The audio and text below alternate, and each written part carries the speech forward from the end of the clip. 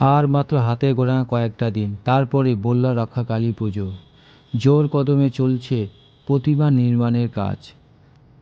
উত্তরবঙ্গে অন্যতম বৃহৎ মেলাগুলির মধ্যে বল্লা মেলা অন্যতম। বল্লার সদর গেট সহ মন্দিরের চূড়া ও আশেপাশে ফুল ও আলোর বাতি দিয়ে সাজানো হবে। দূর দূরান্ত থেকে ভক্তরা পুজো দিতে আসে এই বল্লা মন্দিরে। রক্ষাকালী মায়ের পুজোর নিয়ম রীতিনীতি সম্পর্কে মন্দিরের পুরোহিত অরূপ চক্রবর্তী এ বিষয়ে জানান। পুজোর কি প্রস্তুতিটা সম্পর্কে কি বলবেন? প্রথমে সবার আগে জন্ম বললে আমার মা সবার মা। প্রস্তুতি বলতে মায়ের যেটা আমাদের পুজোর আমি রীতিটা বলছি, প্রস্তুতির বিষয়টা পরে বলছি।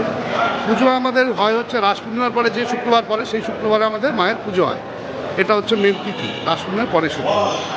আর কাঠাম আমাদের যেটা ওঠে সেটা হচ্ছে আমাদের দুর্গা প্রতিমা বিসর্জনের পরে যে শুক্রবার পড়বে সেই শুক্রবার কাঠাম পুজোটা হয়। আর কাঠাম ঢোকে তারপরে শুক্রবারে আমাদের সেদিন মূর্তি গড়ার কাজ শুরু হয়। আর আমাদের রাস পূর্ণিমার পরের শুক্রবারে হচ্ছে মায়ের পুজো স্টার্ট হয়। সকাল থেকে মিষ্টিভোগ নিবেদন হয়, দুপুরে আমাদের চণ্ডী পাঠ হয়, আর 11টা থেকে মায়ের পুজো আমাদের শুরু হয়। পুজো চলে ভোর 4টে অবধি।